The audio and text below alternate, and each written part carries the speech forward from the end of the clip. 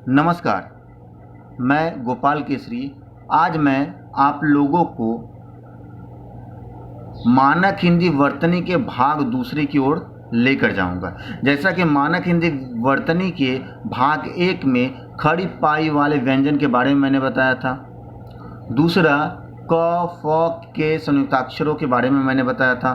तीसरा जो है इस वीडियो में मैं बताने जा रहा हूँ। यहाँ पर दिया हुआ कारक चिन्ह, जैसा कि आप लोग यहाँ पर देख सकते हैं कारक चिन्ह।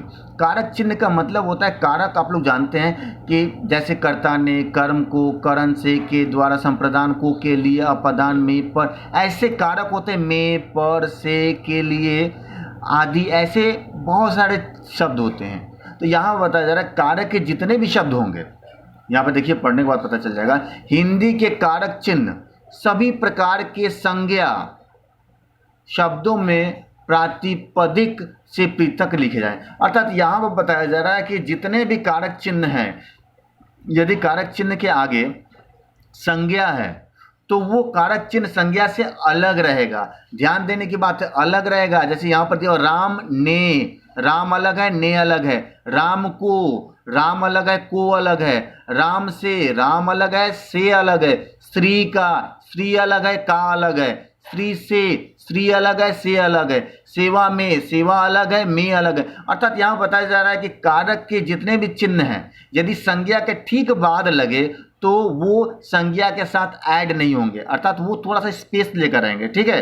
ठीक उसी तरह हम लोग और आगे बढ़ेंगे तो देखेंगे सर्वनाम शब्दों में ये चिन्ह प्रातिपादिक के साथ मिलाकर लिखे जाए। जैसे कि मैंने आगे बताया, संज्ञा के ठीक पीछे यदि कारक चिन्ह रहेंगे तो संज्ञा और कारक चिन्ह के बीच में कुछ स्पेस रहेगा। ठीक उसी तरह यहाँ पर बताया जा रहा है कि यदि सर्वनाम शब्द के ठीक पीछे यदि कोई कारक चिन्ह है, ने, को, से, का, से, में आदि ऐसे शब्द यदि रहेंगे तो वो सर्वनाम से जुड़ जाएंगे, अर्थात वो संज्ञा की तरह अलग नहीं होंगे। जैसे यहाँ पर आप देख सकते हैं तूने, आपने, आपने, तुमसे, तुमसे, तुमसे, उसने, उसने, उसको, उसको, उससे, उससे, उस पर आदि। अर्थात यहाँ पर सर्वनाम के साथ कारक चिन्ह जुड़े हुए हैं। एक बात यहाँ पर ध्यान देने की है, जो ब्रैकेट में दिया है, मेरे को, मेरे से आदि रूप व्याकरण सम्मत नहीं है। अर्थात यह व्याकरण की दृष्टि में ये जो है वो शब्द नहीं है। मेरे को, मेरे से यह शब्द नहीं है, अर्थात यह गलत है। उसके बाद हम लोग जाते हैं सर्वनाम के साथ यदि दो कारक, देखिए ध्यान से दिखने की बात है, सुनने की बात है, दो कारक चिन्ह हो तो उसमें से पहला मिलाकर और दूसरा पृथक लिखा जाए। अर्थात यहाँ बताया जाएगा, जैसे मैंने बताया कि सर्वनाम के ठीक बाद यदि कोई कारक चिन्ह रहता है तो वो जुड़ जाता है, लेकिन यदि कारक चिन्ह सर्वनाम के बाद रहते हैं, अर्थात सर्वनाम के बाद दो कारक चिन्ह रहेंगे तो एक जो है वो सर्वनाम के साथ जुड़ जाएगा और दूसरा अलग रहेगा। जैसे उसके, उस जो है वो सर्वनाम है, के जो है वो कारक है, लिए कारक है, तो दो कारक चिन्ह हुए तो ये के उसके साथ उसके ऐड हो गया, लिए अलग हो गया। ठीक उसी तरह इसमें से, इसमें से, इस जो है वो सर्वनाम है, में जो है वो कारक चिन्ह है, से कारक चिन्ह है। उसमें एक सर्वनाम शब्द हुआ जो कारक के साथ युक्त है और एक कारक चिन्ह जो है अलग हुआ।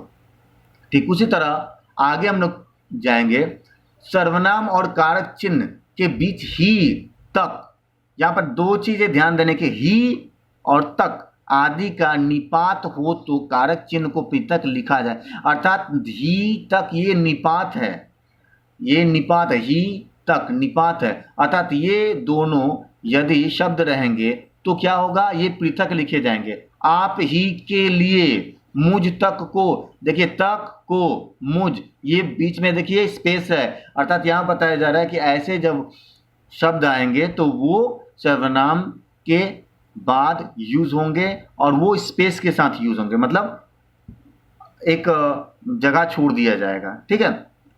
ठीक है। उसके बाद हम लोग चौथे नंबर में आएंगे, क्रियापद।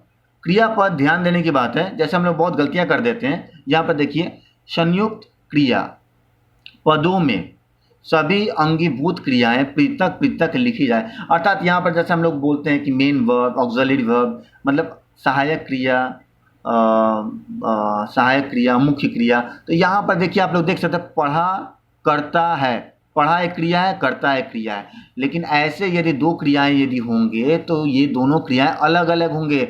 बहुत सारे लोग क्या करते हैं, पढ़ा करता है या फिर पढ़ा करता है एक साथ ये कर देंगे या फिर एक साथ ये कर देंगे।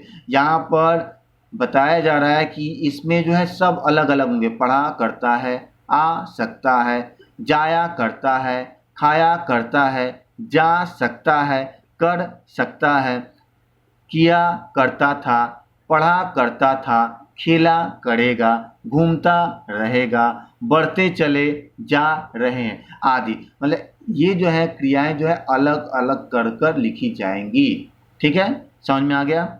मैं आगे बढ़ रहा हूँ। अब आ रहा है 5वां नंबर, हाइफन। हाइफन को हम लोग क्या कहते हैं हिंदी में? योजक चिन्ह। योजक चिन्ह का मतलब वो डैश वाला जो नहीं होता, जो डैश भी तुम लोग बोलते हो, तो हाइफन का मतलब जो बीच में जो यूज़ किया था हाइफन जैसा। जैसे यहाँ पर द्वंद्व समास में, जैसा कि समास आप लोग पढ़ोगे तो समझ में आ जाएगा, द्वंद्व समास में पदों के बीच हाइफन रखा जाता है। मतलब बीच में जो है एक डैश जैसा दिया जाता है जिसको हाइफन बोला जाता है इंग्लिश में, और हिंदी में योजक चिन्ह बोला जाता है। जैसे यहाँ पर देखिए राम लक्ष्मण, बीच में देखिए हाइफन या योजक चिन्ह। शिव पार्वती, योजक चिन्ह। देख रेख, हाइफन चिन्ह, योजक चिन्ह। चाल चलन, योजक चिन्ह। हंसी मजाक, योजक चिन्ह। लेन देन, योजक चिन्ह। पढ़ना लिखना, योजक चिन्ह। खाना पीना, योजक चिन्ह। खेलना कूदना, योजक चिन्ह आदि। ऐसे जब रहेंगे, जैसे हम लोग बोलते हैं दाल भात, तो बीच में हम लोग हाइफन या योजक चिन्ह दे देते हैं। ठीक है, उसके बाद हम लोग जाते हैं सा और जैसा। ये दो शब्द जो आएंगे इसमें क्या बताया जाता है कि आदि से पूर्व हाइफन रखा जाए। इसका मतलब आदि से पूर्व मतलब जब ये लिखा जा रहा है ठीक उसके पहले हम लोग एक हाइफन दे देते हैं। सा और जैसा जब वर्ड हम लोग यूज़ करते हैं, शब्द जब हम लोग यूज़ करते हैं, तो ठीक उसके आगे हम लोग एक हाइफन या योजक चिन्ह दे देते हैं। जैसे तुम सा, ये देखिए बीच में हाइफन या योजक चिन्ह दिया गया। राम जैसा, देखिए बीच में जैसा के ठीक आगे जो है यहाँ पर क्या है, योजक चिन्ह दिए गए हैं। चाकू से तीखे, चाकू से तीखे, ये देखिए चाकू के बाद जो है यह एक योजक चिन्ह दिया गया है। तो समझ में आया सा और जैसा शब्द। ठीक उसी तरह हम लोग आगे बढ़ेंगे। यहाँ बताया कठिन संधियों से बचने के लिए भी हाइफन का प्रयोग किया जा सकता है। कठिन संधियों का मतलब ये हुआ कि बहुत सारे ऐसे वर्ड्स रहते हैं या फिर ऐसे शब्द रहते हैं जिसका हम लोग अर्थ जो है ठीक तरह से नहीं समझ सकते हैं। उसे समझने के लिए हम लोग को उसको तोड़ना पड़ता है, और जब हम लोग तोड़ते हैं तो बीच में उसमें योजक चिन्ह हम लोग दे सकते हैं, वो अपने अनुसार दे सकते हैं। जैसे द्वि अक्षर, द्व्यक्षर, द्विअर्थक, द्व्यर्थक आदि। मतलब यहाँ पर द्वि अक्षर के बीच में हम लोग हाइफन या योजक चिन्ह दे सकते हैं। ठीक है, उसके बाद नंबर 6, 6वां नंबर, अव्यय। अव्यय बताया जाता है कि अव्यय जितने भी वर्ड्स होते हैं वो चेंज नहीं होते, वो बदलते नहीं है। संज्ञा, सर्वनाम, क्रिया, विशेषण, ये अव्यय नहीं है, ये बदल जाते हैं। लेकिन अव्यय में क्या होता है, जब तब, मैं बताऊंगा नीचे। ठीक है, तो यहाँ पर दिया गया तक और साथ आदि अव्यय सदा पृथक लिखे जाए। अर्थात तक और साथ यदि कोई भी वर्ड हो कहीं भी आ जाए तो वो आइदर उसके आगे संज्ञा हो, सर्वनाम हो, क्रिया हो, विशेषण हो, कुछ भी हो, उसके बीच में हाइफन हाइफन मतलब स्पेस दे दिया जाता है। यहाँ तक आपके साथ, देखिए बीच में देखिए गैपिंग दिया हुआ है। ठीक है, ठीक उसी तरह जैसे मैंने बताया अव्यय शब्द कौन कौन से है, देखिए यहाँ पर बताया जाएगा।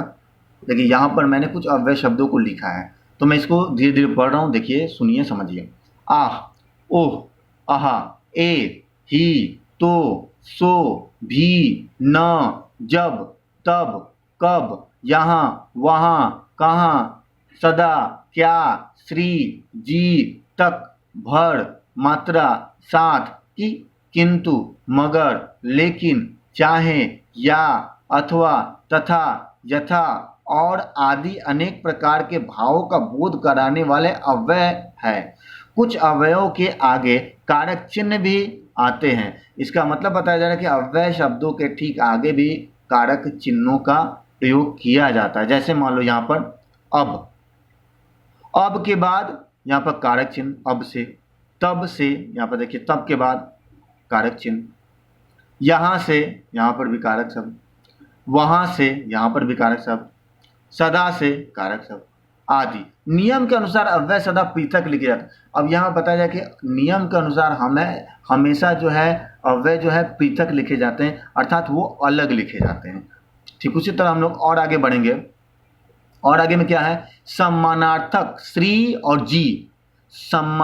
सम्मानार्थक मतलब किसी को जब हम लोग सम्मान देते हैं, रिस्पेक्ट देते हैं, श्रीमान, श्रीमती या फिर श्री कृष्णा, ऐसे कुछ हम लोग सम्मान देते हैं, तब हम लोग उसको पृथक लिखते हैं। मतलब पृथक मतलब अलग लिखना। जैसे श्री राम, इसका मतलब श्री राम जो है वो नाम है, लेकिन श्री जो है मैं उसे सम्मान देने के लिए यूज कर रहा हूँ। ठीक उसी तरह कन्हैयालाल जी, मैंने उसे सम्मान दिया। महात्मा गांधी जी, मैंने सम्मान दिया आदि। यदि श्री जी आदि व्यक्तिवाचक संज्ञा के भी भाग हो तो मिलाकर लिखे जाए।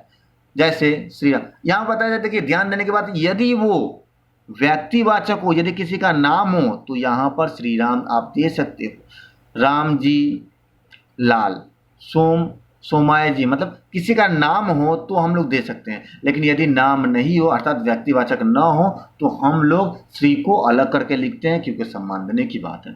ठीक है, उसके बाद हम लोग आते हैं समस्त पदों में प्रति, मात्रा,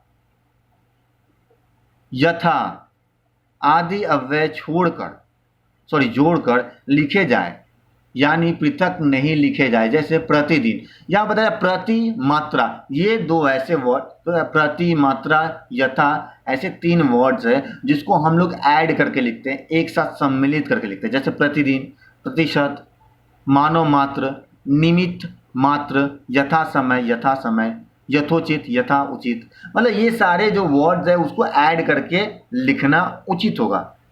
तो मुझे जहाँ तक लगता है कि जैसा कि मैंने आप लोगों को क्या क्या मैंने बताया, कारक चिन्ह मैंने बताया, क्रियापद मैंने बताया, हाइफन या योजक चिन्ह मैंने बताया, अव्यय मैंने बताया, तो ये समझ में आ गया होगा। तो अगले पार्ट में अर्थात अगले भाग में इसके आगे हम लोग करेंगे। धन्यवाद।